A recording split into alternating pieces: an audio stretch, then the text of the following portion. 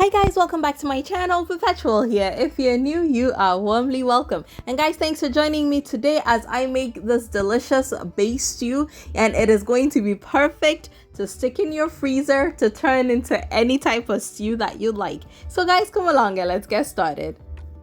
Alright, so I'm getting started with my vegetables. I am going to get all of my ingredients blended ahead of time. So I have some onions, some ginger, and some garlic, and I'm also going to add some green bell pepper. I use green bell pepper because that is what is readily available and inexpensive. I also added some Scotch bonnet and I blended it. And then into a huge pot, I added some oil and then my blended mix. And I'm going to cover this up and let it cook for a good 10 to 15 minutes on medium heat.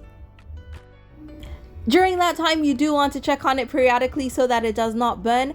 And I am also going to get started on my fresh tomatoes. I don't have any cooked in the freezer, so I'll be using fresh ones today. I've washed it a few times, and yes, I had to clean that up. Dirty workspaces kind of annoy me, so I need to clean as I go.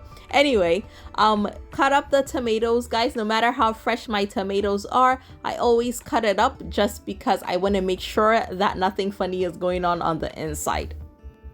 So I'm gonna blend it and set it aside, and then I had some tomato paste in the freezer. What I like to do is add a little bit of water just to loosen it up a little. I don't want to add too much water either because eventually it has to cook out of the stew, but I like the consistency a little bit thinner. And I'm going to check on my onion, pepper, ginger, garlic mix, and then go ahead and add the softened tomato paste into that sauce.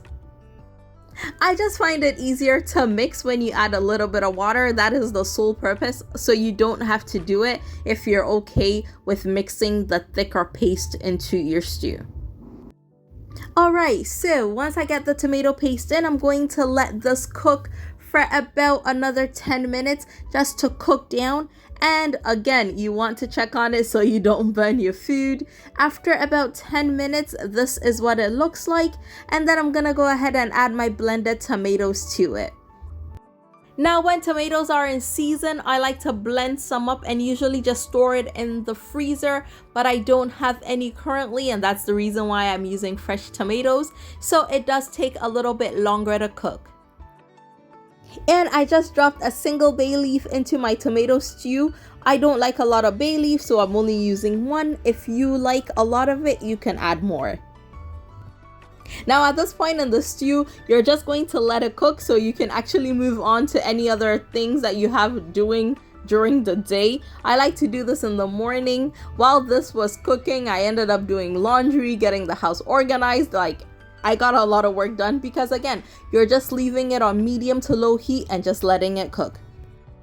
After about half an hour, I started adding my spices.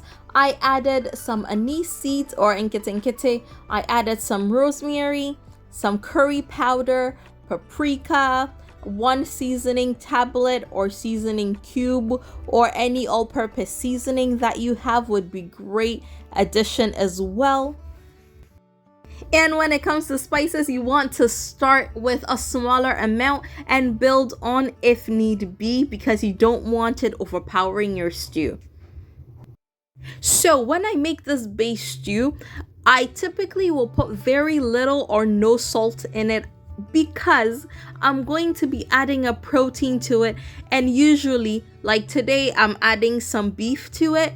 I am going to be steaming the beef, and that will be heavily salted or seasoned, and that is going to end up in the stew. So I like to watch the amount of salt that I add to the base just so that it does not get too salty. So one of the reasons why I like the stew is because, well, your stew itself is almost ready. So imagine on a busy day, all you have to do, and even this part you can do ahead of time, you can steam the meat or your chicken, whatever you're using, and stick it in the freezer. And then during the week, all you have to do is fry it up and add it to the stew. And I'm collecting the excess oil. I can use it for another stew, so that goes into the freezer. And this point in the stew, it is not as well cooked as I would make it if I were using it right away. but I like to put one batch away at this point because when I go to use it at a later date, I will cook it down some more with my preferred choice of protein. And then now for the leftover stew, which is what I'm actually going to be using today because I'm making a big batch of jollof. I'm going to add a little bit more oil to it because for jollof, I feel like it is needed. And then I'm going to add the fried beef back into the stew when it is ready. So of course, you're free to use beef like I'm doing today. Goat meat, chicken is great. You can even add fish. You can do an assorted stew if you're having it with waakye. So truly, this stew is the perfect base for a busy person. It is great when you have it in the freezer because again, you can just grab it and add whatever you'd like to it or cook it down slightly more and add eggs to it even. Just have a batch of this in your freezer and you're good to go. And my loves, that is it for today. I hope you enjoyed this video. And of course, if you did, you know the drill. Give me a thumbs up. Remember to tell a friend to tell a friend. And I will see y'all again very soon. Take care, guys. Bye.